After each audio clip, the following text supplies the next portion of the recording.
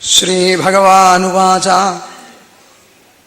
മല്ലക്ഷണമിമം കായം ലബ്ധ്വാ മദ്ധർമാസ്ഥിത ആനന്ദം പരമാത്മാനമാത്മസ്ഥം സമുപൈതി മാം ഗുണമയ്യാ ജീവയോന്യാവിമുക്തോ ജ്ഞാനനിഷ്ഠയാ ഗുണേഷു മായാമാത്രേഷു ദൃശ്യമാനേഷു അവസ്തുത വർത്തമാനോപി പുമാൻ യുജ്യതേ വസ്തുഭിർഗുണൈഃ സംഗന്ന കുര്യാൽ അസതാം ശിഷ്ണോദരതിർപാം ക്വചിൽ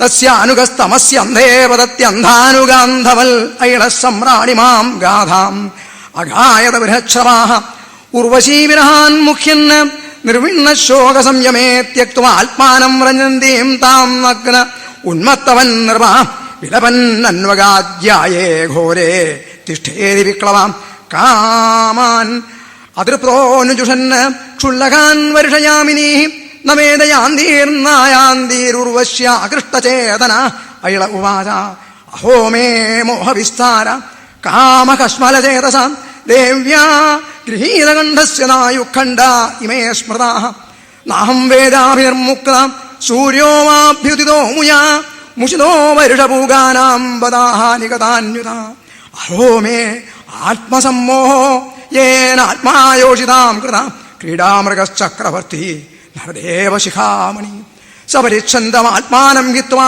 തൃണമിവേശ്വരം യാന്തീം സ്ത്രിയം ജാൻവകം നഗ്ന ഉന്മത്തവൽ രുദന് കൃതസ്തസ്യാനുഭാവസ്യാൽ തേജ ഈശത്വമേവ യോന്വഗച്ഛം സ്ത്രിയം യാന്തീം ഖരവൽ പാതിതാടിതാം കിം വിദ്യയാ കിം തപസാ കിം ത്യാഗേന ശ്രുതേന വാ കിം വിവിക്തേന മൗനേന സ്ത്രീവീര്യസ്യ മനോഹൃതം സ്വാർത്ഥസ്യാഗോവിദം ദിങ്മാം മൂർഖം പണ്ഡിതമാനിനം യോഹമീശ്വരതാം പ്രാപ്യ സ്ത്രീഭി ഗോഖരവജ്ജിത സേവതോ വർഷഭൂഗാന്മേ ഉർവശ്യാ അധരാസമം തൃപ്യത്യാത്മഭൂ കാമോ വന്യരാഹുതിഭിര്യഥാ പുംശല്യാപഹൃതം ചിത്തം കോന്വന്യോ മോചിതം പ്രഭു ആത്മാരാമേശ്വരമൃതേ ഭഗവന്തമഥോക്ഷയം ബോധിതസ്യാപി ദേവ്യാ മേ സൂക്തവാക്യേന ദുർമതേ മനോഗതോ മഹാമോഹോ ഭാവയാത്യാജിതാത്മനാ കിമേതയാ നോപകൃതം രജ്വാവ സർപ്പചേതസാം രജ്ജുസ്വരൂപാ വിദുഷോ യോഹം യൽ അജിതേന്ദ്രിയ ക്വായം മലീമസക്കായോ ദൗർഗന്ധ്യാൽ യാത്മകോശുചീ സ്വഗുണ സൗമനസ്യാദ്യാഹ്യധ്യാസോ വിദ്യയാ കൃത പിത്രോ കിം സ്വം ഭാര്യായ സ്വാമിനോഗ്നേ സ്വഗൃഭയോ കിമാത്മന കിം സുഹൃദാം ഇതി യോ നാവസീയതേ തസ്മിൻ കളേബരേ രമ്യേ തുച്ഛനിഷ്ഠേ വിഷജ്യതേ അഹോ സുഭദ്രം സുനസം സുസ്മിതം ച സുഖം സ്ത്രിയാഃ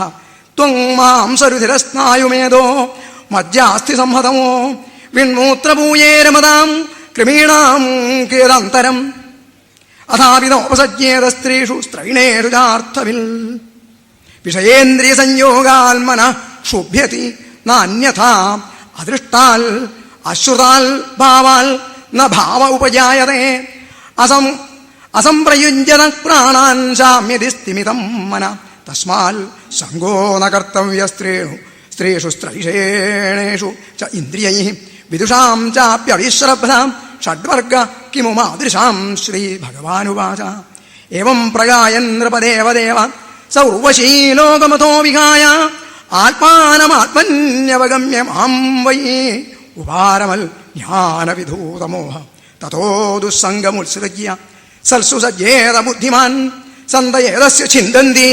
മനോവ്യാസംഗമുക്തിഭിः സന്തോനപേക്ഷാമച്ചിത്താഃ പ്രശാന്താഃ സമദർശിനാഃ നിർമ്മമാ നിരഹങ്കാരാ നിർദ്വന്ദ്വാ നിഷ്പരിഗ്രഹാഃ തേഷു നിത്യം മഹാഭാഗേഷു മൽക്കഥാഃ സംഭവന്തി ഹിതാദൃണാം യുഷതാം പ്രപുനന്ത്യഘം തായേ ശൃണ്വന്തി ഗായന്തി ഹ്യനുമോദന്തി ചാദൃതാഃ മൽപരാശ്രദ്ധധാനാശ്ച ഭക്തിം വിന്ദന്തി തേ മയി ഭക്തിം ലബ്ധവതഃ സാധോ കിമന്യൽ അവശിഷ്യതേ മയി അനന്തഗുണേ ബ്രഹ്മണി ആനന്ദാനുഭവാത്മനി യഥോപശ്രയമാണസ്യ ഭഗവന്തം വിഭാവസും ശീതം ഭയം തമോപ്യേതി സാധൂൻ സംസേവതസ്തഥാ നിമജ്യോന്മജ്യതാം ഘോരേ ഭവാബ്ധവോ പരമായനം സന്തോ ബ്രഹ്മവിദശാന്ത ദൃഢേവാപ്സുമജ്യതാം അന്നം ഹി പ്രാണിനാം പ്രാണ ആർത്താനാം ശരണം ത്വഹം ധർമ്മോ വിത്തം നൃണാം പ്രേത്യ സന്തോർവാഗ്ബിഭ്യതോരണം സന്തോദിശന്തി ചക്ഷൂംഷി ബഹിരക്ക സമുത്ഥിത ദേവതാ ബാന്ധവാ സന്ത സന്ത ആത്മാഹമേവ ച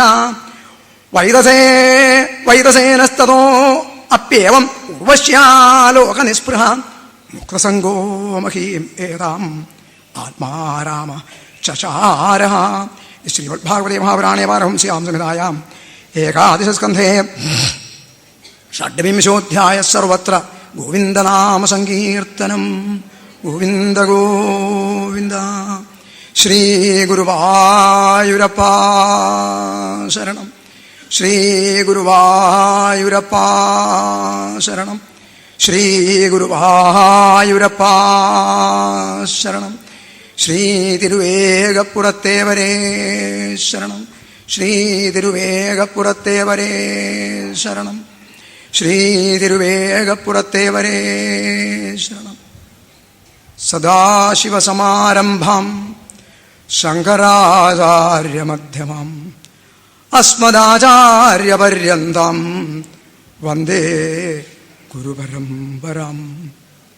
പ്രത്യുപ്രാനർഘരത്നപ്രകരവിലസിതേ രത്നസിംഹാസനാഗ്രേ സംവിഷ്ടം ധ്യാനനിഷ്ഠം ഹിമഗിരിതനയാൻ വാസിതം ഫാലനേത്രം തപ്തസ്വർണപ്രകാശം ധൃതപരശുമൃഗം ബാലശീതാംശുമൗലിം ഭക്തിയാശോകാലയേശം സകലമുനിവൃതം ഭാവയേ നീലകണ്ഠം പീതാംബരം കരവിരാജിതചക്രശംഖകൗമോദകീ സരസിജം കരുണാസമുദ്രം രാധാസഹായം അതിസുന്ദരമന്ദഹാസം വാതാലയേശമനിശം ഹൃദി ഭാവയാമി.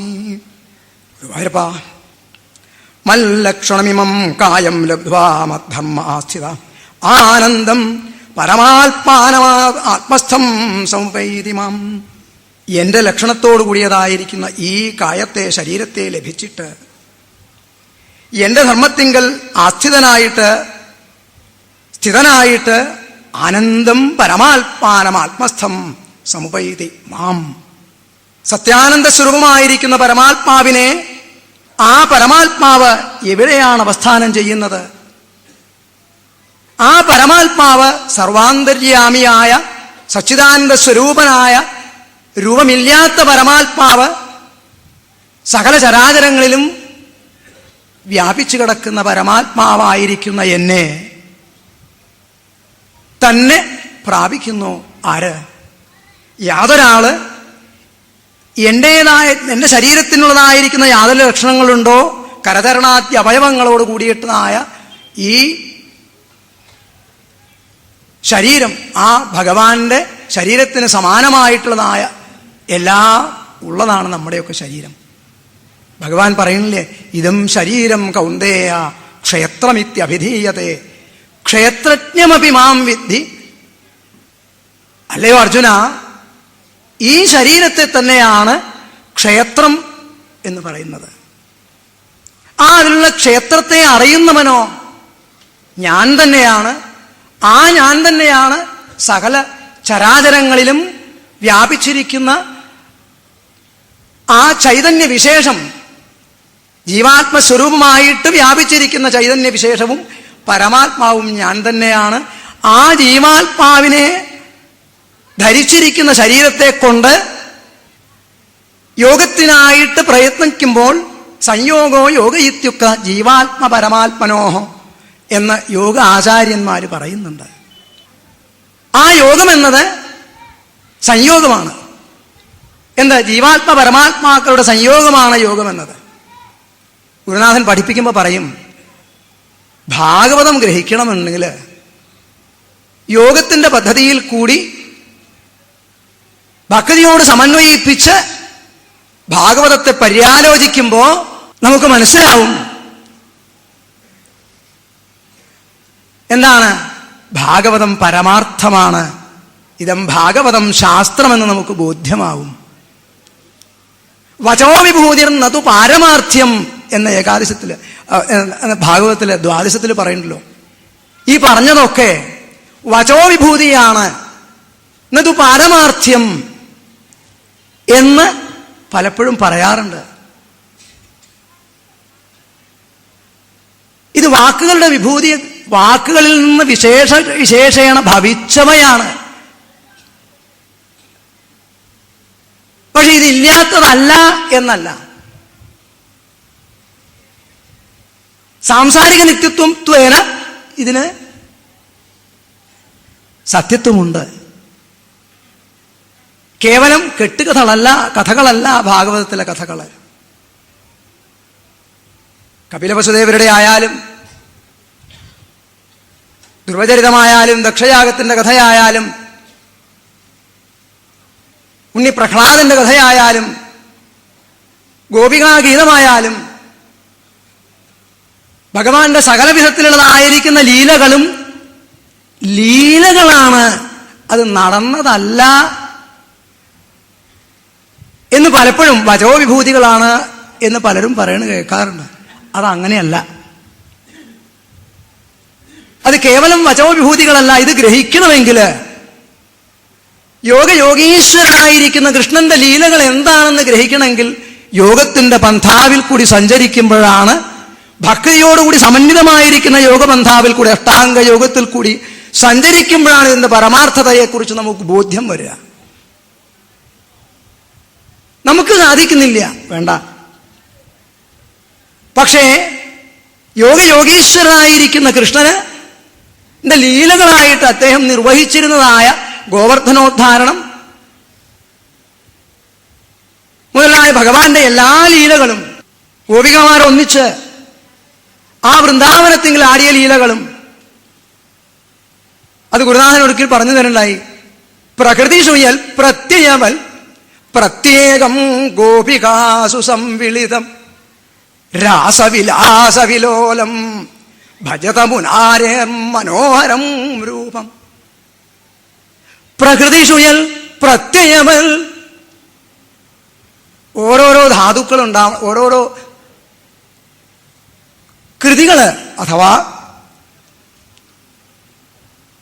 ധാവതി എന്നുള്ളതായിരിക്കുന്ന പ്രവൃത്തി, പചതി പാകം ചെയ്യുന്നു എന്നുള്ളതായിരിക്കുന്ന പ്രവൃത്തി, പഠതി പഠിക്കുന്നു എന്നതായിരിക്കുന്ന പ്രവൃത്തി, ഇതിലൊക്കെ ധാതുക്കള് ബേസിക് റൂട്ട് എന്ന് പറയും ഇംഗ്ലീഷിൽ. ആ ധാതുക്കളോട് കൂടിയിട്ട് പ്രത്യയങ്ങള്, തിങ് പ്രത്യയം, വൈയാകരണന്മാരുടെ ഭാഷയിൽ തിങ് പ്രത്യയം ചേരുമ്പോൾ പചതി, ധാവതി, പഠതി അല്ലെങ്കിൽ അപചൽ, അപഠൽ എന്നുള്ളതായിട്ട് പല പ്രകാരത്തിലുള്ളതായിരിക്കുന്നു. പഠിച്ചു, പഠിക്കാൻ പോകുന്നു, പഠിക്കും, ഓടി, ഓടാൻ പോകുന്നു, ഓടും എന്ന പ്രകാരത്തിൽ ഒരേ ധാതുക്കളോടുകൂടി പ്രത്യയങ്ങൾ ചേരുമ്പോൾ നിരവധി പ്രകാരത്തിലുള്ള അർത്ഥങ്ങളോട് കൂടിയിട്ട് ആയിട്ട് ഓരോരോ ധാതുക്കളുടെയും അർത്ഥം പല പ്രകാരത്തിലായിട്ട് പരിണമിക്കുന്നത് പോലെ ആ പ്രകൃതി എന്നത് സച്ചിദാനന്ദ സ്വരൂപമാണ്. സാക്ഷാൽ വൈകുണ്ഠനാഥനായിരിക്കുന്ന സച്ചിദാനന്ദമാണ്. ആ പരമാത്മസ്വരൂപത്തോടു കൂടിയിട്ട് പ്രത്യയങ്ങള് കല്ലിൻ്റെയും മണ്ണിൻ്റെയും പട്ടിയുടെയും പൂച്ചയുടെയും ചെടികളുടെയും വൃക്ഷലതാദികളെയും പക്ഷി മൃഗാദികളായിരിക്കുന്ന ഓരോരോ പ്രത്യയങ്ങള് സമന്വയിക്കുമ്പോൾ, പ്രത്യയങ്ങളെ വിശേഷണങ്ങൾ സമന്വയിപ്പിക്കുമ്പോൾ ഓരോരോ പ്രത്യേക ജീവികളായിട്ട് പരിണമിക്കുന്നു എന്നല്ലാതെ കണ്ട് അത് ഭഗവാന്റെ അംശം, ആ ചൈതന്യം അഥവാ ജീവൻ അതിൽ നിന്ന് വിട്ടുമാറുമ്പോൾ ശിവമായിരിക്കുന്ന ആ ജീവി ശവമായിട്ട് പരിണമിക്കണു. അത് ജഡമായി, ചൈതന്യം അതിൽ നിന്ന് വേറിട്ടു. അപ്പൊ ഇതാണ് പ്രകൃതിഷു യൽ പ്രത്യയവൽ പ്രത്യേകം ഗോപികാസു സംവിളിതം. ഓരോ ഗോപികളിലും ആരും കൂടി ചേർന്നിട്ട് ഓരോരോ കൃഷ്ണന്മാരായിട്ട് അനുഭൂതി ഉണ്ടാവുന്നു ഓരോരോ ഗോപികമാർക്കും എന്നാണ് ശ്രീമദ് ഭാഗവതത്തില് ആ രാസക്രീഡാ സമയത്ത് വർണ്ണിക്കുന്നത്. ഇത് യോഗി പ്രത്യക്ഷമാണ്. ആ സൃഷ്ടിയുടെ സമയത്തെങ്കിൽ ബ്രഹ്മദേവൻ അഹം ബഹുസ്യാം പ്രജായേയ, ഞാൻ പലതായിട്ട് ഭവിക്കട്ടെ എന്ന് കേവലമായ ഒരിച്ഛയ്ക്കനുസരിച്ചിട്ട് ഓരോരോ ജീവജാലങ്ങളായിട്ട് പരിണമിക്കുന്നത് പോലെ ഒരു ഗോപികയ്ക്ക് ഒരു കൃഷ്ണനായിട്ട് ഓരോരോ ഗോപികമാർക്കും അനുഭൂതി ഉണ്ടാകുന്നു. അത്തരത്തിൽ ഭാഗവതത്തിനോട് ചേർന്ന് ചിന്തിക്കുമ്പോൾ ഓരോരോ പദങ്ങളോടും സമന്വയിച്ച് ഓരോ പദങ്ങൾ തോറും ഭഗവാൻ കളിയാടുന്നുണ്ട്. ശ്രീമദ് ഭാഗവതത്തില് ജന്മാദ്യസ്യേത എന്ന് തുടങ്ങിയിട്ട് സത്യം പരം ധീമഹി എന്ന ഓരോ പദങ്ങളിലും ശാസ്ത്രസ്വരൂപനായിട്ട് സത്യസ്വരൂപനായിട്ട് ഭഗവാൻ സച്ചിദാനന്ദമൂർത്തി കളിയാടുന്നുണ്ട്.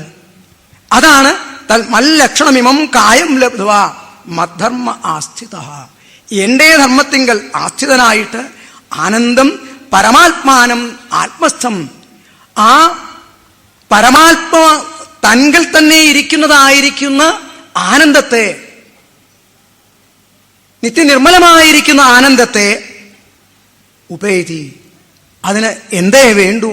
നാം നമ്മളെ തന്നെ അന്വേഷിച്ച്, നമ്മളിലുള്ള നമ്മളെ തന്നെ, നമ്മളിലുള്ള ചൈതന്യത്തെ തന്നെ അന്വേഷിച്ച് നമ്മളിലേക്ക് തിരിഞ്ഞു നോക്കുക മാത്രമേ വേണ്ടൂ. അപ്പൊ യോഗബന്ധാവിൽ കൂടി സഞ്ചരിക്കുമ്പോൾ, യോഗമാർഗത്തിൽ കൂടി സഞ്ചരിക്കുമ്പോൾ ഭാഗവതത്തിന്റെ സാർത്ഥകത ഇത് വെറും വചോവിഭൂതി, കേവലം വാഗ്വിലാസം മാത്രമല്ല, പാരമാർത്ഥ്യം പരമാർത്ഥ സംബന്ധിയായിരിക്കുന്നതാണ്. എന്നാൽ പരമാർത്ഥ തത്വം എന്നത് ഭഗവാൻ തന്റെ സ്വർഗാരോഹണത്തിൽ കൂടി ഭഗവാൻ പിതാമഹം വീക്ഷ്യ പത്മമേത്രേ ന്യമീലയിൽ എന്ന് ഇതിന്റെ പര്യവസാനത്തെങ്കിൽ, ഏകാദശത്തിന്റെ പര്യവസാനത്തെങ്കിൽ നമുക്ക് ഭഗവാൻ തന്നെ പറഞ്ഞു കാണിച്ചു തരുന്നുണ്ടല്ലോ 30-ാമത്തെ അധ്യായത്തിൽ, 31-ാമത്തെ അധ്യായത്തിൽ. ആ യോഗീശ്വരനായിരിക്കുന്ന കൃഷ്ണൻ സ്വധാമത്തെങ്കിലേക്ക് ആ ശരീരത്തെ ഉപയോഗിച്ചുകൊണ്ട് തന്നെ, ആ ശരീരത്തെങ്കിൽ നിന്ന് ഉള്ളതായിരിക്കുന്ന ആ ശരീരി പിതാമഹം വീക്ഷ്യ പത്മനേത്രേ ന്യമീലയൽ, ആ ശരീരിയായപ്പോ ഈ ശരീരത്തിൽ നിന്നും വേർപെട്ട് ശരീരത്തിലുള്ളതായ സകല വിഷയങ്ങൾക്കും സകല പ്രവൃത്തികൾക്കും കാരണഭൂതമായ ചൈതന്യം താൻ തന്നെയാണ്. ആ താൻ എന്നത് ഈ ശരീരമല്ല എന്ന് നമുക്കൊക്കെ ബോധ്യപ്പെടുത്തി തരാൻ വേണ്ടിയാണോ ഇപ്രകാരം ഭഗവാൻ ഒരു ലീലയാടിയത്? ആണ് എന്ന് പറയേണ്ടി വരും. അപ്പോ നതു പാരമാർത്ഥ്യം, പരമാർത്ഥ സംബന്ധി, പരമാർത്ഥം എന്നത് ഒന്നേ ഉള്ളൂ. പരമാത്മാനം അത് മാത്രമേ പരമാർത്ഥമുള്ളൂ. അതാകട്ടെ സർവ അന്തര്യാമിയാണ്, എല്ലായിടത്തും വ്യാപിച്ചു കിടക്കുന്ന അസ്ഥി ഉണ്മയാണ് പരമാർത്ഥം. യോഗഗ്രന്ഥങ്ങളിൽ അസ്ഥി പ്രകാശത്തെ, അസ്ഥി ഉണ്ട്, പ്രകാശിക്കുന്നുണ്ട്, ഇനി വ്യവഹാരാൽ പ്രവർത്തതേ എന്ന് വ്യവഹരിക്കണു. അതന്നെ ഭാഗവതത്തിൽ പറഞ്ഞത്. അസ്ഥി പ്രകാശതേ ഇനി വ്യവഹാരാൽ എന്ന് വ്യവഹരിക്കണു. ഘടമുണ്ട്, ചൈത്രനുണ്ട്, മൈത്രനുണ്ട്, വൃക്ഷമുണ്ട്, ലതയുണ്ട്, വള്ളിയുണ്ട്, പുഷ്പമുണ്ട് എന്നൊക്കെ വ്യവഹരിക്കുന്നു. ആ ഉണ്മ എന്നത് ആണ് സത്ത. അത് പരമാർത്ഥമായിരിക്കുന്ന സത്യമാണ്. അതാണ് പരമാർത്ഥം. അവിടെ അതിനുള്ള സത്ത എന്നത്, ആ ചൈതന്യം എന്നത് ഇല്ലാതെ കണ്ട് ലോകത്തിൽ ജഡമാണോ അജഡമാണോ ചൈതന്യവത്താണോ ഏതിലോ ആകട്ടെ, ഇതിലെല്ലാത്തിലും ആ ചൈതന്യം ഇടതടവില്ലാതെ ആകാശ സമാനമായിട്ട് വിരാജിച്ചുകൊണ്ടിരിക്കുന്നുണ്ട് എന്നർത്ഥം. അപ്പൊ ഇതിലൊരു നിത്യത്വമുണ്ട്.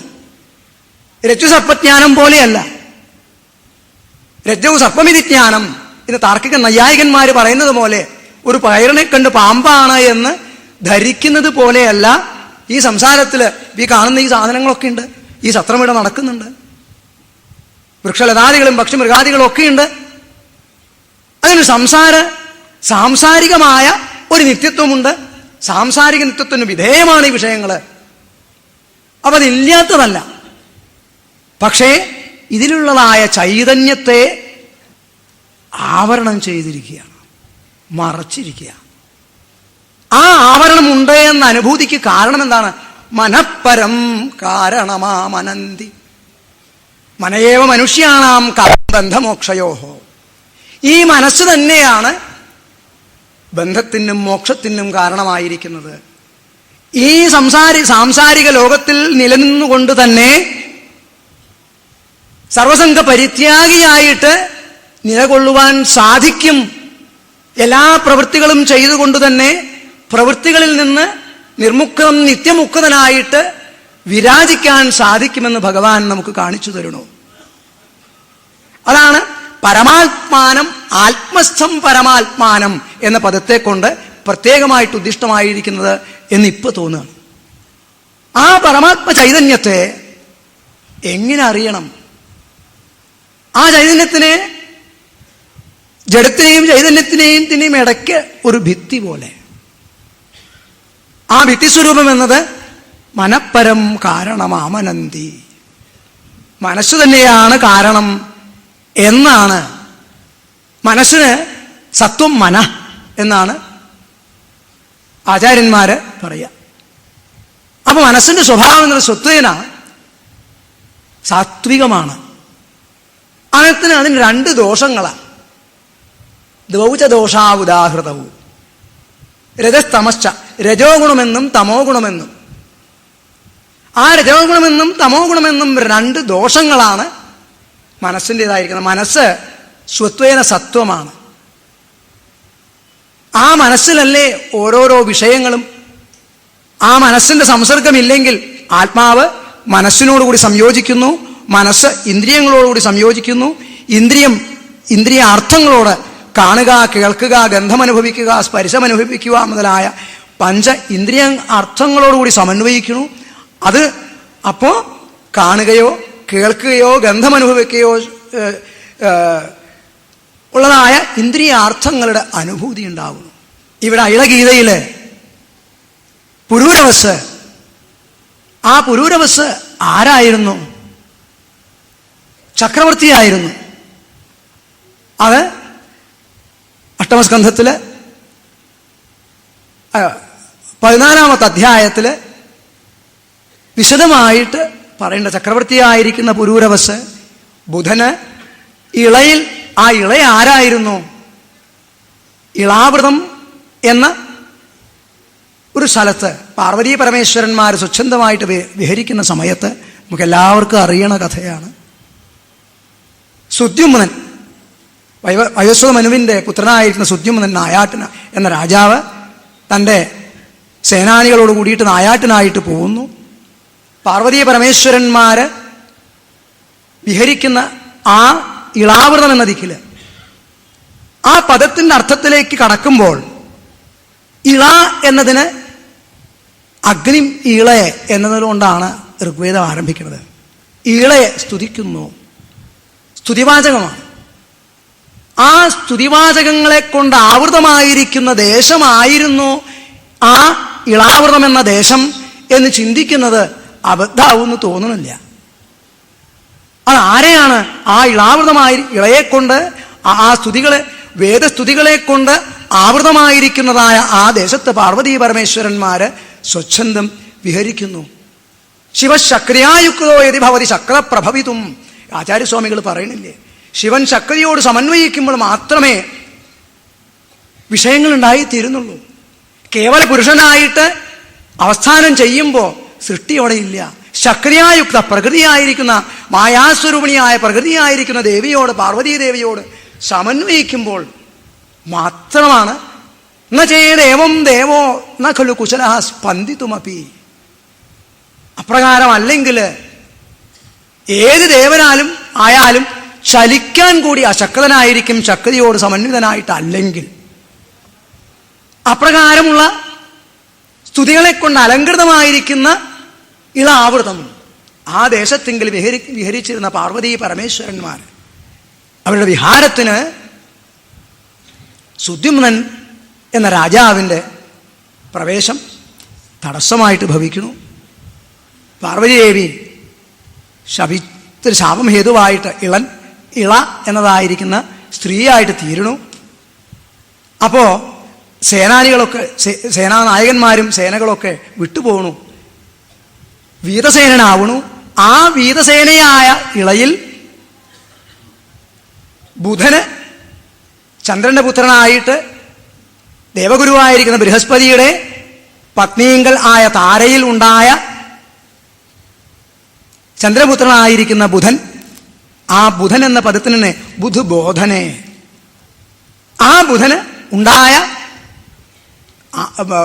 ചക്രവർത്തിയായിരുന്നു പുരൂരവസ്. ആ പുരൂരവസ് ആകാരം കൊണ്ടും ജ്ഞാനം കൊണ്ടും പ്രവൃത്തി കൊണ്ടും ആ സരളമായ സംഭാഷണം എല്ലാം കൊണ്ടും ചക്രവർത്തിയായിരുന്ന പുരൂരവസ്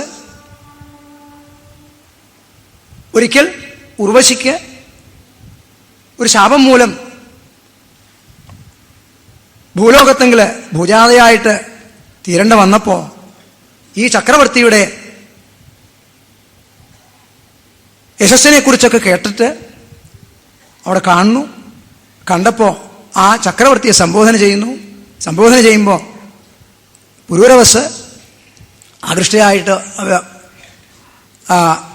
തന്നോട് ഒന്നിച്ച് രമിക്കാനായിട്ട് അപേക്ഷിക്കുന്നു. അപ്രകാരം ദീർഘകാലം രമിക്കുന്നു. ഉർവശി എന്നത് അപ്സര സ്ത്രീയാണ്. ആ ഓരോരോ പദങ്ങളുടെ അർത്ഥത്തിലേക്കും കടക്കുമ്പോൾ ഇതിൻ്റെ ഒക്കെ ഓരോ പദങ്ങളുടെയും പിന്നില്, ഓരോ കഥകളുടെയും പിന്നില് അവാച്യങ്ങളായിരിക്കുന്ന തത്വങ്ങൾ, പ്രപഞ്ച തത്വങ്ങൾ നിർലീനമായിട്ട് കിടക്കുന്നുണ്ട്. അല്ലാതെ വെറുതെ ഉർവശി എന്ന് നാമധേയം ചെയ്തതല്ല. ബുധുബോധനെ, ബോധത്തിങ്കൽ നിന്നുമുണ്ടായിട്ടുള്ളതാണ് ബുധൻ. ആ ഇളയിലുണ്ടായതായതുകൊണ്ട് പുരൂരവസന് അയളനെന്നും, വീതസേനനായ സുദ്യുമ്നന്,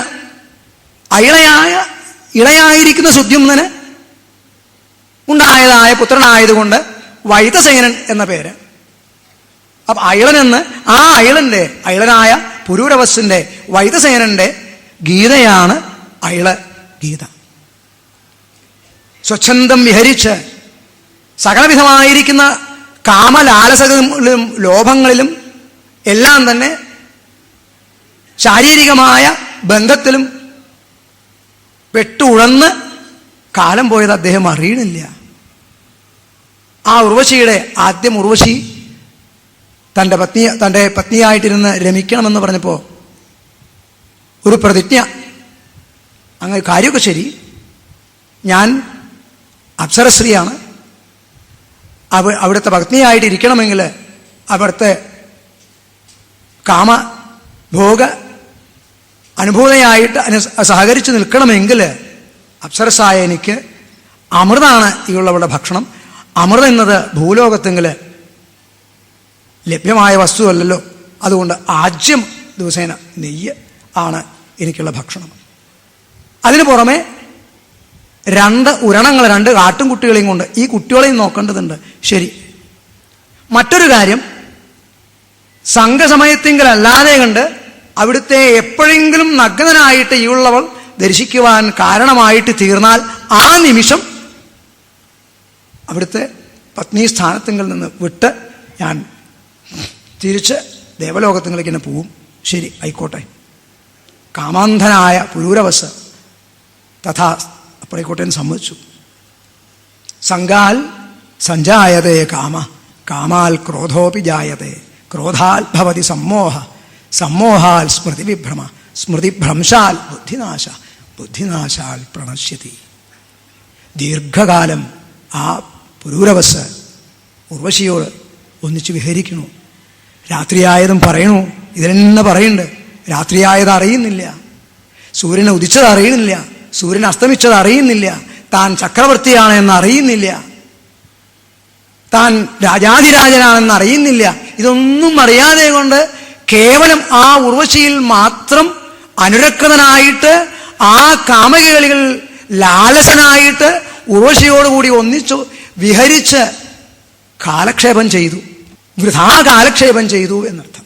അങ്ങനെ കാലക്ഷേപം ചെയ്തിട്ട് അദ്ദേഹത്തിന് വീണ്ടും ഒരു ദിവസം രാത്രി, നമ്മളൊക്കെ വായിച്ചിട്ടുണ്ടല്ലോ, ഒരു ദിവസം രാത്രി പ്രകാരം ഭോഗ ലാലസതയിൽ അലിഞ്ഞു ചേർന്ന സമയത്ത് 2 ഗന്ധർവന്മാര്, ദേവേന്ദ്രന്റെ ഇച്ഛയ്ക്ക് അനുസരിച്ച് 2 ഗന്ധർവന്മാര് ആ ഉരണങ്ങളെ, ആ 2 കുട്ടികളെ തട്ടിക്കൊണ്ടുപോകുന്നു. ആ ഉരണങ്ങളെ നമുക്ക് രജസ്തമോ ഗുണങ്ങളായിട്ട് നമുക്ക് ചിന്തിക്കുന്നത് കൊണ്ട് വൈഷമ്യമുണ്ടെന്ന് തോന്നില്ല. പ്രതീകാത്മകമായിട്ട് ചിന്തിക്കുമ്പോൾ രജസ്തമോ ഗുണങ്ങളായിട്ട് മനസ്സിന്റെ ദോഷങ്ങളല്ലേ പരം കാരണം ആമനന്തി, മനസ്സിന്റെ രണ്ട് ദോഷങ്ങളായിരിക്കുന്ന രജസ്തമോ ഗുണങ്ങൾ. ഈ ആട്ടിൻകുട്ടികളുടെ സ്വഭാവം എന്താ? സദാസമയം ഓടിക്കളിച്ചുകൊണ്ടിരിക്കും, വൃത്തിയിൽ നിൽക്കില്ല, കണ്ടതൊക്കെ കടിക്കും. ആ കണ്ടതൊക്കെ കടിച്ച് ഓടി നടന്നുകൊണ്ടിരിക്കുന്ന അതുപോലെ തന്നെയാണ് മനസ്സ്. ചഞ്ചലം ഹി മനഃകൃഷ്ണ പ്രമാധി, സദാസമയവും നമ്മളെ മഥനം ചെയ്തുകൊണ്ട് പ്രാപഞ്ചിക വിഷയങ്ങളിൽ ഇടപെടുത്തിക്കൊണ്ടിരിക്കുന്ന ഒന്നാണ് ഈ മനസ്സ്. അപ്പൊ അതിൻ്റെ ദോഷസൂചകങ്ങളല്ലേ ഈ രണ്ട് ഉരണങ്ങൾ, ആ രണ്ട് ആട്ടിൻകുട്ടികൾ. ആ ആട്ടിൻകുട്ടികളെ തട്ടിപ്പോയി അവർ നിലവിളിക്കണ കേട്ടപ്പോ അമ്മയായ ഉർവശി ആ തന്നോട് ഒന്നിച്ച് ഇത്രകാലം ഒന്നിച്ച് കാമകേളി കൊണ്ട് തന്നെ സംതൃപ്തിപ്പെടുത്തിക്കൊണ്ടിരുന്ന പുരൂരവസ്സിനെ അങ്ങേയറ്റം നിന്ദിച്ചുകൊണ്ട് പറയണു. കശ്മല മൂഢ എന്നൊക്കെ പറഞ്ഞിട്ട് സംബോധന ചെയ്തുകൊണ്ട് പറയണു. അദ്ദേഹം അവിടുന്ന് നീട്ടുപോടുന്നു. എന്തായി ഇങ്ങനെയൊക്കെ സംബോധന ചെയ്യാൻ നോക്കണുണ്ടായിരുന്ന് ആലോചിക്കണില്ല. കാമലാലസതയിൽ പെട്ടിട്ട് കാമാൽ ക്രോധോപിജായതെ, ക്രോധം അഭിനയിച്ചുകൊണ്ട് ഉർവശി പറയണു. ഇദ്ദേഹം നീട്ടോടുന്നു. നഗ്നനാണെന്നോ അല്ലെങ്കിൽ വിവസ്ത്രനാണെന്ന വിചാരമില്ലാതെ ഖഡ്ഡമെടുത്ത് ഓടി പുറത്തേക്ക് പോകണു. ഗന്ധർവന്മാര് പ്രകാശസ്വരൂപികളായിരിക്കുന്ന ഗന്ധർവന്മാരുടെ പ്രകാശം കൊണ്ട് നഗ്നനായ അദ്ദേഹത്തിനെ കാണുന്നു. ആ മാത്രയിൽ അങ്ങയുടെ പ്രതിജ്ഞയ്ക്ക് ലംഘനം വന്നിരിക്കുന്നു, ഞാൻ എന്താ പോവാണ് എന്ന് പറഞ്ഞ് ഉർവശി പോണു. അദ്ദേഹം അങ്ങേയറ്റം ആ ഉർവശിയെ കുറിച്ച് വിലപിക്കണു. കരഞ്ഞ് വീണ്ടും വീണ്ടും പറഞ്ഞപ്പോൾ 1 കൊല്ലം കഴിഞ്ഞാൽ കുരുക്ഷേത്രത്തിൽ വെച്ച് കാണാമെന്നൊക്കെ പറയണു. അവളെ വെച്ച് കാണുന്നു. അവളെ വെച്ച് കണ്ടിട്ട് പിന്നെയും അല്ലയോ മഹാരാജൻ, അവിടുന്ന് മനസ്സിലാക്കിയില്ലേ, ആ ഉർവശി എന്നുള്ളത് കേവലം ഒരു കുലടയല്ല, അപ്സര സ്ത്രീയാണ്. ആ അപ്പിൽ കൂടി സരിക്കുന്നവളാണ് എന്നർത്ഥം വരും അപ്സരസ് എന്നുള്ളതിന്. ആ പദപദാർത്ഥ വിചിന്തനത്തിൽ കൂടി നമ്മള് സഞ്ചരിക്കുമ്പോൾ ഓരോ പദങ്ങളുടെയും അർത്ഥം നമുക്ക് അല്പജ്ഞന്മാരായ നമുക്ക് ഗ്രഹിക്കാൻ അസാധ്യമാണ് എന്ന് നിരന്തരം ബോധ്യപ്പെട്ടുകൊണ്ടേയിരിക്കും. അതാണ് ഭാഗവതത്തിന്റെ സൗന്ദര്യം. ഇതും ഭാഗവതം ശാസ്ത്രം എന്നാവുന്നത് അപ്പോഴാണ്. അപ്പൊ എന്തിനു പറയണു? അപ്രകാരം പറയണു, ഈ സ്ത്രീകൾ എന്നത് ചെന്നായ്ക്കളാണ്. ആ 5 കന്യകമാരെ ഒന്നിച്ച്, തോഴിമാരെ ഒന്നിച്ച് ആ അപ്സര സ്ത്രീയായ ഉർവശിയെ കാണുന്നു. ഈ 5 എന്താ? പഞ്ചേന്ദ്രിയങ്ങളാ. പ്രതീകാത്മകമായിട്ട് ചിന്തിക്കുമ്പോൾ ശ്രോത്ര ചക്ഷു ജിഹ്വാ ഘ്രാണങ്ങളായിരിക്കുന്ന 5 ഇന്ദ്രിയങ്ങളാണ്. പഞ്ചജ്ഞാനേന്ദ്രിയങ്ങളിൽ, ആ പഞ്ചജ്ഞാനേന്ദ്രിയങ്ങളിൽ കൂടിയല്ലേ ഈ ലൗകികമായ വിഷയങ്ങളിൽ കൂടി നമ്മളെ സഞ്ചരിപ്പിക്കുന്നത് ഈ പഞ്ചജ്ഞാനേന്ദ്രിയങ്ങളാണ്. ആത്മാ മനസാ സംയുജ്യത, സാഖ്യ ദർശനത്തിനനുസരിച്ചിട്ട് ആത്മാവ് മനസ്സിനോടുകൂടി സംയോജിക്കുന്നു, മനസ്സ് ഇന്ദ്രിയത്തോടുകൂടി സംയോജിക്കുന്നു. കാണുക കേൾക്കുക മുതലായ പ്രവൃത്തികൾ നിർവഹിക്കുന്ന നേത്രം ശ്രോത്രം മുതലായ ഇന്ദ്രിയങ്ങളോടുകൂടി സംയോജിക്കുന്നു. ഇന്ദ്രിയം അർത്ഥേന, ആ കാണപ്പെടുന്നതായിരിക്കുന്ന വസ്തു, കേൾക്കപ്പെടുന്നതായിരിക്കുന്ന നാദം, ഇതുകളോടുകൂടി സമന്വയിക്കുമ്പോൾ അതാത് പ്രത്യക്ഷങ്ങൾ ഉണ്ടാവണം. ആ പ്രത്യക്ഷങ്ങളിൽ കൂടി അതിന് സാംസാരിക നിത്യത്വമാണ് ഉള്ളത്. അല്ലാതെ കണ്ട് അതിന് പരമാർത്ഥതയാ നിത്യത്വം ഇല്ല എന്ന ബോധമില്ലാതെ കണ്ട് രജസ്തമോ ദോഷങ്ങളോട് സംയുക്തമായിരിക്കുന്ന മനസ്സ് ലീനമാകുമ്പോൾ മനപ്പരം കാരണമാമനന്തി, സംസാരഹേതു മനസ്സാണ് കാരണം. ഇവിടെയും സംഭവിച്ചത് അതുതന്നെയാണ്. പുരൂരവസ് എന്ന ചക്രവർത്തിക്കും സംഭവിച്ചത് അതേ പ്രകാരത്തിൽ തന്നെയാണ്. ഇതിന് അദ്ദേഹം വീണ്ടും എന്തുണ്ടായി? ആ പിന്നോക്കം തിരിഞ്ഞു നോക്കുമ്പോൾ എന്തായി? അശ്വത്ഥത്വങ്കിൽ നിന്ന് അരണിയെടുത്ത് ഉത്തരാരണി അധരാരണി, ഇങ്ങനെ 2 അരണിയെങ്കില് മന്ഥാനം മന്ഥനം കൃത്വ, എന്താണ് വാസുകയെ ഈ കയറാക്കിയത് പോലെ ഉത്തരാരണിയും അധരാരണിയും മധ്യത്തില് അതിന് തൻ്റെ പുത്രനായിട്ടും സങ്കല്പിച്ചുകൊണ്ട്, മധ്യഭാഗത്തുള്ള പുത്രനായിട്ടും സങ്കല്പിച്ചുകൊണ്ട് കടയുന്നു. അതിന് അഗ്നി ഉണ്ടാവുന്നു, ത്രേതാഗ്നി ഉണ്ടാവുന്നു. ആ ത്രേതാഗ്നി എന്നത് യജനാഗ്നിയാണ്. ആ ത്രേതായുഗത്തിന്റെ സമാരംഭത്തിങ്കലാണ് പുരൂരവസ്സിന്റെ ഈ ത്രേതാഗ്നിയുടെ ഉൽപ്പത്തി എന്ന് പറയുമ്പോൾ തന്നെ ഈ കഥ സിംബോളിക്കാണ്. ഇതിനെ പ്രകാരാന്തരേണ ഋഗ്വേദത്തെങ്കിൽ സൂചിപ്പിക്കുന്നുണ്ട്. ആ അഗ്നിയെ ഈളയെ സ്തുതിക്കുന്നു എന്നാണ് ഋഗ്വേദം സമാരംഭിക്കുന്നത് തന്നെ. അപ്പൊ ഇത് ഇത് ഒരു കെട്ടുകഥയാണ് എന്ന് വിചാരിച്ച് സമീപിക്കുമ്പോൾ ഇതിന്റെ വ്യർത്ഥതയെ നമുക്ക് ബോധ്യം വരുള്ളൂ. ഒരു നോവൽ വായിക്കുന്ന രൂപത്തിൽ വായിച്ചാൽ ഇതിന് നമുക്ക് ബോധ്യം വരില്ല. അപ്പൊ ഇവിടെ ഉണ്ടായിത്തീരുന്നത് അഗ്നിയാണ്, ത്രേതാഗ്നിയാണ്. ആഹവനീയം, ദക്ഷിണം, ഗാർഹപത്യം എന്നതായ യാഗ അഗ്നിയെയാണ് ഈ അഗ്നിയായിട്ട് സൂചിപ്പിക്കുന്നത് എന്ന് അവിടെ തന്നെ ഭാഗവതത്തിൽ തന്നെ സൂചിപ്പിക്കുന്നുണ്ട്. കൃതയുഗത്തെങ്കില് ധ്യാനാദികൾക്കും, ത്രേതായുഗത്തെങ്കില് യജനത്തിനും, ദ്വാപരയുഗത്തെങ്കില് വിഗ്രഹ ആരാധനയ്ക്കും, കലൗത ഹരികീർത്തനാൽ കലിയുഗത്തെങ്കില് ഹരികീർത്തനത്തിനുമാണല്ലോ പ്രാധാന്യം. അപ്പൊ അപ്രകാരം ചിന്തിക്കുമ്പോ ഇത് ത്രേതായുഗത്തിലെ ധർമ്മത്തെ, യജ്ഞധർമ്മത്തെ സൂചിപ്പിക്കുന്നു ഈ അഗ്നി. യൗകികമായിട്ട് ചിന്തിക്കുമ്പോൾ ആ യോഗത്തെങ്കില് വളരെ സൂക്ഷ്മമായിരിക്കുന്ന തന്ത്രമുണ്ട്. ഈ ലൗകികമായിരിക്കുന്ന ശരീരം കൊണ്ട് തന്നെയാണ് ശിവശക്രിയായുക്തോ യതി ഭവതി ശക്രപ്രഭവിതും. അവിടെ സ്ത്രീ സംഘം എന്നുള്ളത് ഉപാസനയാണ്. സ്ത്രീ സംഘം എന്നത് ഉപാസനയാണ്, നിത്യോപാസനയാണ്.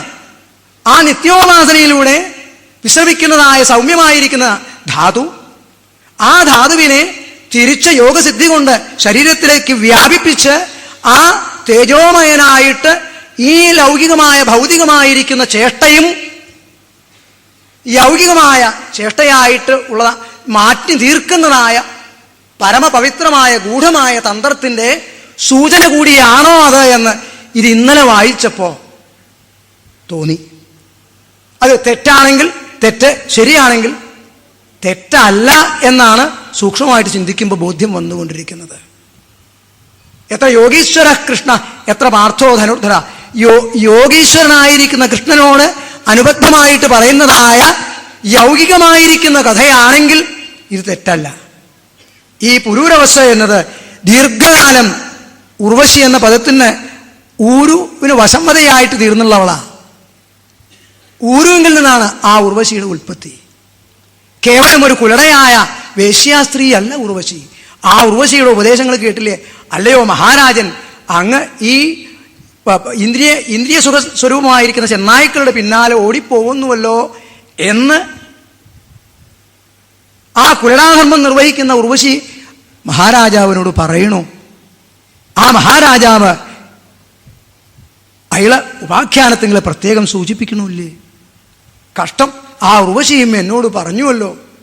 ആ ഉർവശി ദേവസ്ത്രീ, അപ്സരസ്ത്രീ ആയിരിക്കുന്ന ഉർവശിയും എന്നോട് പറഞ്ഞപ്പോഴും ആ അജ്ഞാന അന്ധകാരത്തിൽ രജസ്തമോ ഗുണ സംയുക്തനായിരിക്കുന്ന ഞാൻ അതിനെക്കുറിച്ച് അല്പം പോലും ചിന്തിച്ചതുപോലുമില്ലല്ലോ എന്ന് ചിന്തിച്ച് അദ്ദേഹം വിരാഗിയാവുമ്പോൾ ആയിത്തീരുമ്പോഴാണ് അയളഗീത നമുക്കൊക്കെ എല്ലാം പറഞ്ഞു തരാൻ യോഗ്യനായിട്ട് തൻ്റെ അനുഭവത്തിൽ കൂടി തന്നെ ബോധ്യപ്പെടുക. വേദസ്തുതി സംബന്ധിയായിരിക്കുന്ന ഗീതയാണ്, ഗാനമാണ് അയളഗീത. ഭഗവാൻ ഉദ്ധവന് അയളഗീതയിൽ കൂടെ പരമാർത്ഥ തത്വത്തെ ഉപദേശിച്ചു കൊടുക്കുകയാണ്. എങ്ങനെയാണ് അതിനെ സമീപിക്കേണ്ടത് എന്നുള്ളത്. അഹോമേ മോഹവിസ്താര കാമകശ്മല ചേതസഹ ദേവ്യാഗൃഹീത കണ്ഠസ്യ നായുഖണ്ഡ ഇമേ സ്മൃതാ. അഹോ കഷ്ടം, ഈ അജ്ഞാന വിസ്താരത്തെ കൊണ്ട് കാമകശ്മല ചേതനായിട്ട് ദേവ്യ ഉർവശ്യാ ഗൃഹീതകണ്ഠസ്യ, ഉർവശിയാൽ ഗൃഹീതകണ്ഠനായിരിക്കുന്ന ഞാൻ ആ ആയുസ് ക്ഷരിച്ചു പോകുന്നതായിരിക്കുന്ന ആയുസ്സിനെ, നശ്വരമായിരിക്കുന്ന ഈ ജീവിതത്തെ കുറിച്ച് അല്പം പോലും ചിന്തിച്ചില്ല. നാഹം വേദാഭിനിർമുക്ത സൂര്യോ വ അഭ്യുതിതോ അമുയ. അഹം ന വേദ, അറിഞ്ഞില്ല. സൂര്യൻ ഉദിച്ചതോ അസ്തമിച്ചതോ അറിഞ്ഞില്ല. മുഷിതോ വരുഷപൂകാനാം, നിരവധി വരുഷങ്ങള് ആ കാമകശ്മല ചേതസ്സായിട്ട് ഉർവശിയോടുകൂടി രമിച്ചുകൊണ്ട് ചക്രവർത്തിയായ ഞാൻ, രാജാധിരാജനായ ഞാൻ കഴിച്ചുകൂട്ടിയല്ലോ എന്ന് വിലപിക്കണു. അഹോമേ ആത്മസമ്മോഹ ഏന ആത്മാ യോഷിതാം കൃത ക്രീഡാമൃഗ ചക്രവർത്തി നരദേവ ശിഖാമണി. നരദേവൻ ശിഖാമണിയായിരിക്കുന്ന വെണ്ണുകൊട്ടക്കുട ചൂടിയതായിരിക്കുന്ന ചക്രവർത്തിയായിരിക്കുന്ന ഞാൻ ഈ ക്രീഡയോട് കൂടിയിട്ട് സ്ത്രീ സംഘ ആകുന്ന ക്രീഡയോട് കൂടിയിട്ട് കാലക്ഷേപത്തെ ചെയ്തുവല്ലോ. സവരിച്ഛതും ആത്മാനം ഹിത്വാ തൃണമിവ ഈശ്വരം യാന്തിയും സ്ത്രീയം ച അന്വഗമം നഗ്ന ഉന്മത്തവൽരുതൻ. കഷ്ടേ കഷ്ടം. ഞാൻ ഇന്ന് മാത്രമല്ല, രാത്രിയെങ്കില് ആ ക്രീഡാഗൃഹത്തെങ്കിൽ നിന്ന് നഗ്നനായിട്ട് ഖഡ്ഗപാണിയായിട്ട് അവളുടെ ഉർവശിയുടെ വാക്കുകൾ കേട്ടിട്ട് ബഹിർഗമിച്ച് കഷ്ടേ കഷ്ടം, ഇത്രയും കാലം കഴിച്ചു കൂട്ടിയല്ലോ എന്ന് തന്നെക്കുറിച്ച് തന്നെ ചിന്തിക്കുന്നു. തൻ്റെ ജീവിതത്തിന്റെ നിരർത്ഥകതയെക്കുറിച്ച് ചിന്തിച്ചിട്ട് കേവല വൈരാഗിയായിട്ട് മാറുമ്പോഴാണ് ആ മനസ്സിനോട് സംയുക്തമായിരിക്കുന്നതായ രജസ്തമോ ഗുണങ്ങൾ മനോനാശേ മഹോദയ. ആ മനസ്സിനെ കടന്നു പിടിച്ചതായിരിക്കുന്ന രജസ്തമോ ഗുണങ്ങള് അത് നശിച്ചു കഴിഞ്ഞപ്പോൾ അഥവാ അതിൽ നിന്ന് വിട്ടുകഴിഞ്ഞപ്പോൾ മഹത്തായിരിക്കുന്ന സത്വത്തിന്റെ പ്രകാശം ഉണ്ടായിത്തീരുന്നു. അപ്പം വിഗതരാഗനായിട്ട് തീരുന്നു, വൈരാഗിയായിട്ട് തീരുന്നു. സുഖം സുഷ്വാപ പിങ്കള എന്ന പിങ്കളാദേവിയുടെ ചരിത്രത്തിനെ നമ്മൾ കേട്ടില്ലേ? ആശാഹി പരമം ദുഃഖം നൈരാശ്യം പരമം സുഖം. ആശയാണ് പരമമായിരിക്കുന്ന ദുഃഖം. നൈരാശ്യം എന്നുള്ളത് എനിക്കൊരു സാധനം കിട്ടണമെന്ന് വിചാരിച്ചു, കിട്ടിയില്ല എന്നല്ലായിരുന്നു നൈരാശ്യം. അതല്ല. നൈരാശ്യം എന്നത് വിഗതമായിരിക്കുന്ന രാഗമാണ്. ഭൗതികമായിരിക്കുന്ന സുഖങ്ങളിൽ അല്പം പോലും ബന്ധമില്ലാതെ കണ്ട്, ആ ഭൗതികമായ വിഷയങ്ങളിൽ അല്പം പോലും മനസ്സ് സഞ്ചരിക്കാതെ കണ്ട്, ആധ്യാത്മിക വിഷയങ്ങളിൽ മാത്രം മനസ്സ് ലീനമായിക്കൊണ്ട് ഭൗതികമായ വിഷയങ്ങളെ ചെയ്യുക എന്നതിലാണ് മനോഹാരിത കിടക്കുന്നത്. അത് സാധിക്കുമോ? സാധിക്കും. അത് ഗോപികമാരിൽ കൂടി നമ്മൾ സഞ്ചരിക്കും. ഗോപികമാരുടെ കഥകളിൽ കൂടി നമ്മൾ പോകുമ്പോൾ ആ ഗോപികമാരെ കുറിച്ച് ചിന്തിച്ചാൽ, ഭഗവാന്റെ ലീലകളെക്കുറിച്ച് ചിന്തിച്ചാൽ, ഭക്തിയോടുകൂടി ചിന്തിക്കുമ്പോൾ സാധിക്കും. യാതൊരു സംശയവുമില്ല. പശുക്കളെ കറക്കുമ്പോഴും നെല്ല് ചേരുമ്പോഴും അരി കുത്തുമ്പോഴും അരി വാർക്കുമ്പോഴും അടിച്ചു വാരുമ്പോഴും അടിച്ചു തളിക്കുമ്പോഴും പുഷ്പങ്ങൾ ഇറുക്കുമ്പോഴും കുട്ടികളെ കുളിപ്പിക്കുമ്പോഴും എണ്ണ തേപ്പിക്കുമ്പോഴും തൈര് കടയുമ്പോഴും എല്ലാം തന്നെ രാമകൃഷ്ണ ദാമോദര എന്നീ പ്രകാരം എന്ന് ജപിച്ചുകൊണ്ട്, ഉറക്കെ ജപിച്ചുകൊണ്ട് ചെയ്യുമ്പോൾ നാം ചെയ്യുന്ന ഓരോ പ്രവൃത്തികളും ഈശ്വരാർപ്പണമായിട്ട് മാറിത്തീരും. സംശയിക്കേ വേണ്ട. അതാണ് വചോ വിഭൂതിർന്നതു പാരമാർത്ഥ്യം. ഇത് സാധിക്കുന്ന വിഷയമാണ്. പക്ഷെ നമ്മൾ പരിശ്രമിക്കുന്നുണ്ടോ? ആ രാമകൃഷ്ണ ദാമോദര എന്നീ പ്രകാരം നിരന്തരം ജപിച്ച് ഏത് പ്രകാരത്തിലുള്ള പ്രവൃത്തി എടുക്കുകയാണെങ്കിലും ആ പ്രവൃത്തികളെല്ലാം തന്നെ യജന തുല്യമായിട്ട് പരിണമിക്കുമെന്ന് ഗോപികമാരുടെ ആ അചഞ്ചല നിഷ്കപട ഭക്തിയുടെ കഥയിൽ കൂടി സഞ്ചരിക്കുമ്പോൾ, അതിനെ അനുസ്മരിക്കുമ്പോൾ നമുക്ക് ബോധ്യമാകും. നാരദ മഹാമുനി നാരദ ഭക്തി സൂത്രത്തെങ്കിൽ പറയണില്ലേ? അതാതോ ഭക്തി വ്യാഖ്യാസ്യാമ സാധു അസ്മിൻ പരമപ്രേമരൂപ. പരമമായിരിക്കുന്ന പ്രേമത്തിന്റെ സ്വരൂപമാണ് ഭക്തി. യഥാ ആരെക്കുറിച്ചാ പറഞ്ഞേ? പ്രഹ്ലാദൻ എന്ന് പറഞ്ഞോ? ധ്രുവൻ എന്ന് പറഞ്ഞോ? നാരദൻ എന്ന് പറഞ്ഞോ? തുമ്പുരു എന്ന് പറഞ്ഞോ?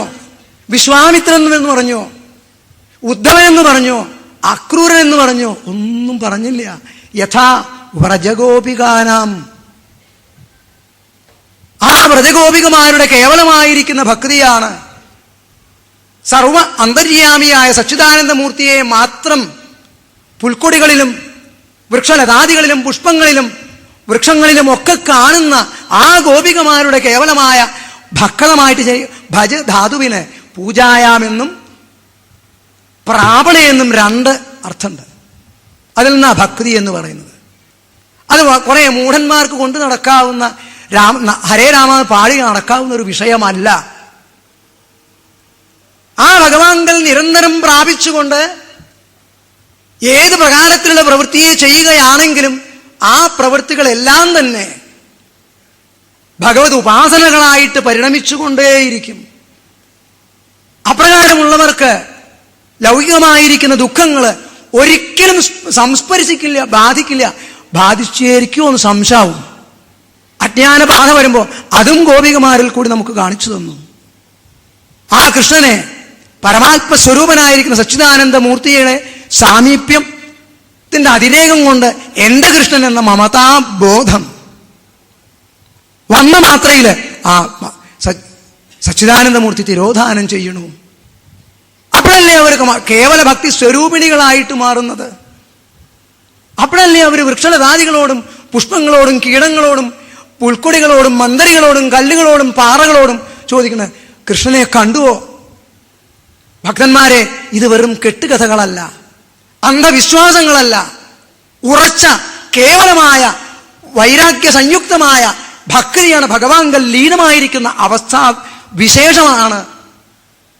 ആ ഭക്തി സാധന അനുഷ്ഠിക്കുവാൻ ഏറ്റവും അനുയോജ്യമായ സമയം കലികാലം തന്നെയാണ്, യാതൊരു സംശയവുമില്ല. കലൗത ഹരികീർത്തനാൽ എന്ന് ശ്രീമദ് ഭാഗവതം ആണയിട്ട് ഉറപ്പിച്ച് ബോധ്യപ്പെടുത്തുന്നത് അവിടെയാ.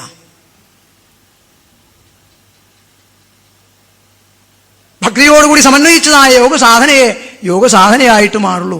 അല്ലെങ്കിൽ സിദ്ധി ഉണ്ടാവും. ആ സിദ്ധിയിൽ ഭ്രമിക്കരുതെന്ന് പറയുന്നുണ്ട്. അണുക്കളിൽ അണിയാനായിട്ട് ഈ ഉള്ളവനെ ഹൃദയകമലത്തിൽ ഉപാസിച്ചാൽ അണുത്വം എന്നതായിരിക്കുന്ന സിദ്ധി, അഷ്ടൈശ്വര്യ സിദ്ധി ലഭിക്കുന്നു. അതിനുള്ള മാർഗം ഭഗവാൻ തന്നെ ഉപദേശിക്കുന്നു. അഷ്ടാംഗ യോഗത്തെങ്കില്, യോഗസൂത്രത്തെങ്കിലുള്ള വിഭൂതിപാദത്തെങ്കിൽ വ്യക്തമായിട്ട് അതിൻ്റെ സാധനാ മാർഗം പറയുന്നുണ്ട്. നമ്മളാരും ഒരുങ്ങണില്ല, പരിശ്രമിക്കണില്ല.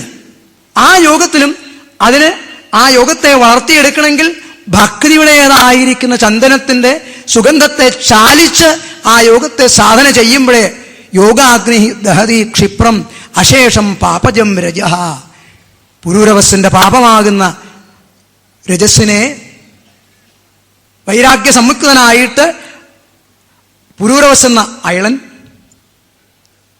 ഭക്തിയോടുകൂടിയിട്ട് ഭഗവാനെ സമീപിക്കുമ്പോൾ ആത്മാരാമനായിട്ട് സ്വച്ഛന്തം വിഹരിക്കുന്ന കാഴ്ചയാണ് ഈ ഇളോപാഖ്യാനത്തിന്റെ സത്ത.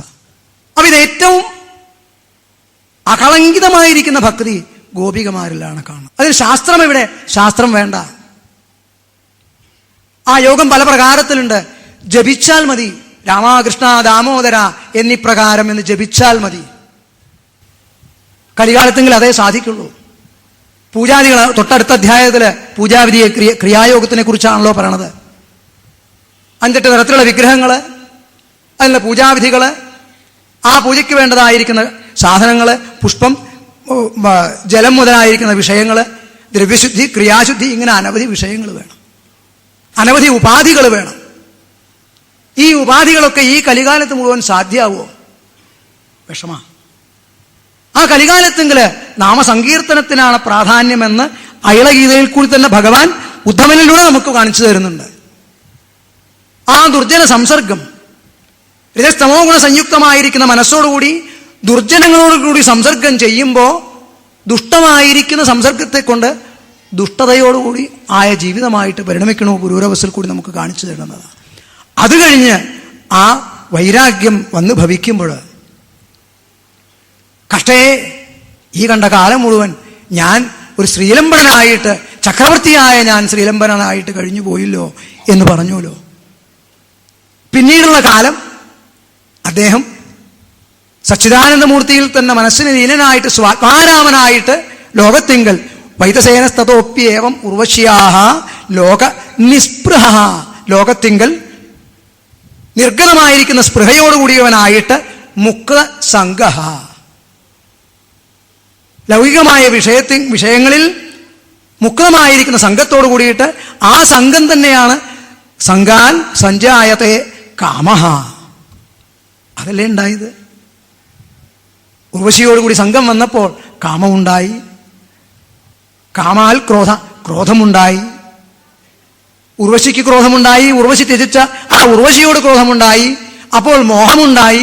ആ മോഹത്തിങ്കൽ അലസനായിട്ട് അദ്ദേഹം ദുഃഖിച്ച്, എന്തിനില്ലാതെ ദുഃഖിച്ച് ലോകത്തിൽ മുഴുവൻ നഗ്നനായിട്ട് തന്നെ തന്നെ മറന്നുകൊണ്ട് ശരീരത്തെ താൻ നഗ്നനാണോ എവിടെയാണ് എന്താണെന്ന് മറന്ന് പുറത്തേക്ക് ഖഡ്ഗപാണിയായിട്ട് ചാടി പുറപ്പെടല്ലേ ഉണ്ടായത്. ആലോചിച്ച് നോക്കൂ. ഇതേ പ്രകാരത്തിലല്ലേ നമ്മുടെയൊക്കെ കാര്യവും. നമ്മളും എന്തിനോ വേണ്ടി എന്തിനോടൊക്കെയോ സംഘം ചെയ്യുന്നു. ആ സംഘം ചെയ്യുമ്പോൾ അത് കിട്ടണമെന്ന് ആഗ്രഹം ഉണ്ടാവുന്നു. ധനത്തോടുകൂടി സംഘം ചെയ്യുമ്പോൾ ധനം കിട്ടണമെന്ന് ആഗ്രഹം ഉണ്ടാവുന്നു. കാമിനിയോടുകൂടി സംഘം ചെയ്യുമ്പോൾ കാമിനി വേണമെന്ന് ആഗ്രഹം ഉണ്ടാവുന്നു. ആ കാമിനിയുടെ ആഗ്രഹങ്ങളാണ് തൻ്റെ ആഗ്രഹങ്ങൾ എന്ന് വിചാരിച്ച് നമ്മൾ അതിനോടുകൂടി വിഹരിക്കണോ? അവളോടുകൂടി വിഹരിക്കണോ? അവളുടെ ഇച്ഛയാണ് തൻ്റെയും ഇച്ഛ. ഇന്ന് എല്ലാ കുട്ടികൾക്കും പറ്റണത് അതല്ലേ? ഐന്ദ്രിയമായിരിക്കുന്ന സുഖങ്ങളിൽ എവിടെ ഒരു സ്ഫൂർത്തിയുള്ളത്? ഇല്ല. ആ കാമകേളിക്ക് ശേഷം ശരീരം അലസമായിട്ട് ക്ഷീണിതമായിട്ട് തീരുന്നു. പിറ്റേ ദിവസം അല്ലെങ്കിൽ പിന്നീട് വീണ്ടും അതിന് കാമാസക്തിയോടുകൂടി സംഘം ചെയ്യുന്നു.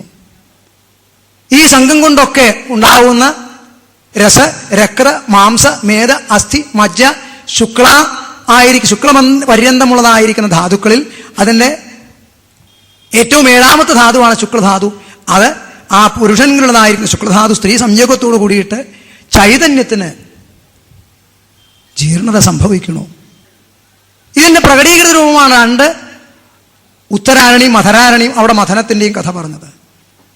ഇതിനെ നേരെ തിരിച്ച് ജ്ഞാനോപയോഗിയാക്കാൻ യോഗത്തിൻ്റെ മാർഗം, തന്ത്രമാർഗം സ്വീകരിക്കുമ്പോൾ ഈ പ്രക്രിയാവിശേഷത്തിൽ തന്നെ കൊണ്ട് തന്നെ സാധിക്കും. യൗകിക മാർഗ, താന്ത്രിക മാർഗ, യോഗസംബന്ധമായിട്ടുള്ളതായ താന്ത്രിക മാർഗത്തിൽ കൂടി സഞ്ചരിക്കുമ്പോൾ അസ്മദാദികൾക്ക് സാധിക്കണില്ല. പക്ഷെ സാധിക്കുന്നവരുണ്ട്, ഇന്നുമുണ്ട്. അതിൻ്റെ സൂചനാത്മകമായ സ്വരൂപമാണ് 14ാമത്തെ അധ്യായത്തിൽ പ്രതിപാദിച്ചത്. അല്ലാതെ കണ്ട് ത്രേതായുഗത്തിൻ്റെ തുടക്കത്തിലുള്ളതായ ത്രേതാഗ്നി, ആഹവനീയം, ദക്ഷിണം, ഗാർഹപത്യം 3 അഗ്നി അവിടെ ഉണ്ടായി എന്നും 3 വേദങ്ങളുണ്ടായി. ഒരിക്കലും സംഭവിക്കില്ല. അത് ഭാഗവതം മനസ്സിലാക്കാൻ വിഷമ. നിരന്തരം അതിൽ കൂടി സഞ്ചരിക്കുമ്പോൾ അതിവിശാലമായ വിവിധങ്ങളായിരിക്കുന്ന അർത്ഥങ്ങൾ ഓരോ പദങ്ങളും ദ്യോതിപ്പിച്ചുകൊണ്ടേയിരിക്കും. ഇത് പരമാർത്ഥ സംബന്ധിയായിരിക്കുന്നതാണ് ഭാഗവതം എന്ന് നിരന്തരം ബോധ്യപ്പെട്ടുകൊണ്ടിരിക്കും. അപ്പൊ അതിനെന്തു വേണ്ടു? ഭാഗവതം പാരായണം ചെയ്യുക, സജ്ജന സംസർഗത്തെ ചെയ്യുക. സത്തുക്കളോട് സംസർഗം ചെയ്യുമ്പോൾ സത്തായിരിക്കുന്ന ബുദ്ധി ഉണ്ടാവും. ആ സത്തായിരിക്കുന്ന ബുദ്ധി ബോധം ഉണ്ടായിത്തീരുമ്പോൾ സത്തായിരിക്കുന്ന മാനസിക ചിന്തകളുണ്ടാവും. സത്തായിരിക്കുന്ന മനശ്ചിന്തകൾ ഉണ്ടാവുമ്പോൾ ആത്മാ മനസാ സംയുജ്യതയെ, ആത്മാവിന് സ്വതവേ ഇതൊന്നൊരു വിഷയമല്ല. മനസ്സിനോട് കൂടി ചേരുമ്പോൾ മനഃപരം കാരണമാമനന്തി സംസാരഹേതു ആയിത്തീരും. അപ്പൊ അത് സജ്ജനങ്ങളോടുകൂടി സംസർഗമായി ആണെങ്കിൽ അത് സത്തായിരിക്കുന്ന പ്രവൃത്തികളിലേക്ക് നമ്മളെ നിരന്തരം നയിച്ചുകൊണ്ടേയിരിക്കും. ഉദ്ധവന് സജ്ജനങ്ങളിൽ സച്ചിദാനന്ദ സ്വരൂപനായിരിക്കുന്ന ഭഗവാൻകളോടുള്ള സംസർഗം കൊണ്ട് അല്ലേ ഉദ്ധവോ ബുദ്ധിസത്തമനായിരിക്കുന്ന ഉദ്ധവന് ഭഗവാന്റെ തൃപ്പാദങ്ങളിൽ ലീനമായ അചഞ്ചലമായ നിഷ്കപടമായ ഭക്തി സ്വായത്തമായിട്ട് തരുന്നത്. ആ ഉദ്ധവനിൽ കൂടി നമുക്കൊക്കെ ഭക്തിയുടെ മാധുര്യത്തെ വിളമ്പിത്തരികല്ലേ ഭഗവാൻ നമുക്ക് ചെയ്യണത്. ഭക്തപ്രഹ്ലാദന്റെ കഥയിലൂടെ ആയാലും, ധ്രുവന്റെ കഥയിലൂടെ ആയാലും, ദക്ഷയാഗത്തിലൂടെ ആയാലും, പുരൂരവസന്റെ കഥയിലൂടെ ആയാലും, ചിത്രകേതുവിന്റെ കഥയിലൂടെ ആയാലും, ഓരോ കഥകളിൽ കൂടെയും സജ്ജന സംസർഗത്തിൻ്റെയും ഭക്തിയുടെയും കഥകളാണ് ശ്രീമദ് ഭാഗവതം. ഭക്തിയാ ഭാഗവതം പിബ. ഭക്തിയോടുകൂടി ഭാഗവതത്തെ പാനം ചെയ്ത് പിബത ഭാഗവതം രസം. ഭഗവത് സംബന്ധിയായിരിക്കുന്ന ഭഗവത് കഥകൾ സംബന്ധിയായിരിക്കുന്ന രസത്തെ പാനം ചെയ്യണമെങ്കിൽ പിബത ഭാഗവതം രസം. എന്തുകൊണ്ട്? ഭക്തിയാ. ഭക്തിയോടുകൂടിയിട്ട് ആ ഭക്തിയോടുകൂടി ഭാഗവതത്തെ സമീപിക്കുമ്പോൾ അത് യോഗനിഷ്ഠമായിരിക്കുന്ന ഭക്തിയാവാം, കർമ്മനിഷ്ഠമായിരിക്കുന്ന ഭക്തിയാവാം, ജ്ഞാനനിഷ്ഠമായിരിക്കുന്ന ഭക്തിയാകാം, ലൗകികമായിരിക്കുന്ന വിഷയസംബന്ധിയായിരിക്കുന്ന ഭക്തിയാകാം. ഭക്തിയോടുകൂടി ഭാഗവതത്തെ പാനം ചെയ്യുമ്പോൾ മാത്രമേ, ഭക്തിയിൽ കൂടി മാത്രമേ ഭഗവാനെ ബോധ്യമാകുവാൻ സാധിക്കൂ എന്ന് ഈ ഐളഗീതയിൽ കൂടി നമുക്ക് ബോധ്യപ്പെടുത്തി തരണം. ആ ദുർജന സംസർഗത്തിൻ്റെ ദോഷവും സജ്ജന സംസർഗത്തിൻ്റെ ഗുണവുമാണ് ഈ ഐളഗീതയിൽ കൂടി ബോധ്യപ്പെടുത്തി തരണത്. അതാണ്, ഇതൊരു പാട്ട് പോലെയാണ്, ഇവനോട് പറഞ്ഞു കൊടുത്ത ഗാനമാണ് എന്ന് ഭഗവാൻ തന്നെ ഉദ്ധവനോട് പറഞ്ഞു കൊടുക്കുക. ഭക്തന്മാരെ, അതുകൊണ്ട് നാം ഏത് പ്രകാരത്തിലുള്ള പ്രവൃത്തികളെ ചെയ്യുന്നതായാലും നാമസങ്കീർത്തനത്തോടുകൂടി സമന്വയിപ്പിച്ച് സഞ്ചരിക്കുമ്പോൾ, മുമ്പ് പറഞ്ഞുല്ലോ, ഭഗവത് അർപ്പണമായിട്ട് യജ്ഞമായിട്ട് പരിണമിക്കും എന്ന്. യൗകികമായ മാർഗത്തിൽ കൂടി ചിന്തിച്ചാൽ ജപം എന്നത് ജപയോഗം. ആ ജപയോഗം എന്നത് ഉച്ചം, ഉപാംശു, മാനസം എന്ന് 3 പ്രകാരത്തിലാണ് ജപം. ഉറക്ക ജപിക്കുക. നാമസങ്കീർത്തനം യസ്യ ഹരേ രാമ ഹരേ രാമ രാമ രാമ ഹരേ ഹരേ ഹരേ കൃഷ്ണ കൃഷ്ണ കൃഷ്ണ ഹരേ ഹരേ. ഉറക്ക ജപിക്കൂ. ഹരേ രാമ രാമ രാമ ഹരേ ഹരേ ഹരേ കൃഷ്ണ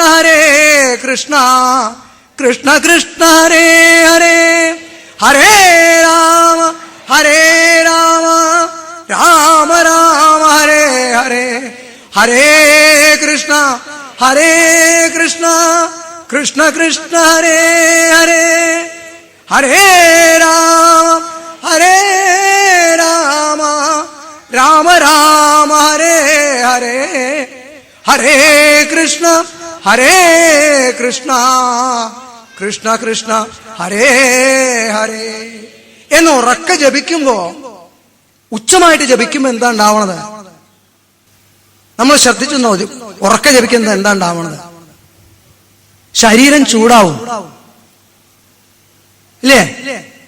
ശ്രദ്ധിച്ചിട്ടുണ്ടോ? ഉറക്കെ ജപിക്കുമ്പോ ഹരേ രാമ, ഉറക്കെ കുറച്ച് ജപിച്ചു നോക്കൂ. ഹരേ എന്ന് ഉറക്കെ ജപിച്ച് ഹരേ ഹരേ ഹരേ ഹരേ എന്ന് ഉറക്കെ ജപിക്കുമ്പോ ആ ഹരി നമ്മുടെ ഉള്ളിൽ വിളയാടും, ശരീരം ചൂടാവും. ആ ഹരി എന്നതിൽ 2 വർണ്ണങ്ങളാണ്. ഹ ഹകാരസ്തു അന്ധകാരസ്യാൽ, അഹങ്കാര പ്രത്യോദകമായ ഹ എന്ന വർണ്ണം. രാ എന്ന അഗ്നിബീജ, ആ അഗ്നിബീജ സമ്പുടമായിരിക്കുന്നതായ ഹരി എന്ന നാമം ഉറക്കെ ജപിക്കുമ്പോ ആ ജപയോഗത്തിങ്കിൽ നിന്നുണ്ടാവുന്നതായ യോഗ അഗ്നി ശരീരം ചൂടാവും ഉറക്കെ ജപിച്ചാൽ. ആ എന്താ? രാ എന്നത് അഗ്നിബീജം കൊണ്ട് തപിപ്പിക്കപ്പെടുകയാണ് ശരീരം.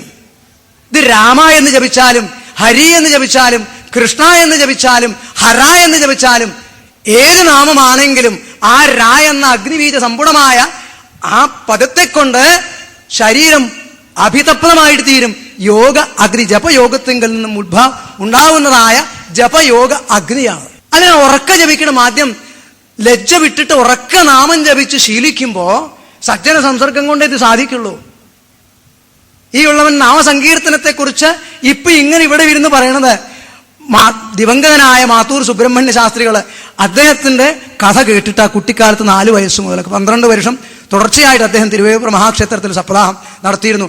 വായിക്കാനും കഥ പറയാനും പൂജിക്കാനും ഒക്കെ അദ്ദേഹം മാത്രം. അതിനുശേഷം ആഞ്ഞൻ തിരുമേനിയുടെ, തിരുനാമാചാര്യനായിരിക്കുന്ന ആഞ്ഞൻ തിരുമേനിയുടെ നാരായണ എന്ന് ജപിച്ചോളൂ എന്ന് ഉറക്കെ ആ ഊട്ടുപുരയിൽ നിന്ന് നാമജപം കേട്ടിട്ട് ആ നാമജപത്തിന്റെ ശക്തിയാണ് ഈ ഉള്ളവനെ കൊണ്ട് ഇപ്രകാരം പറയിക്കുന്നത്.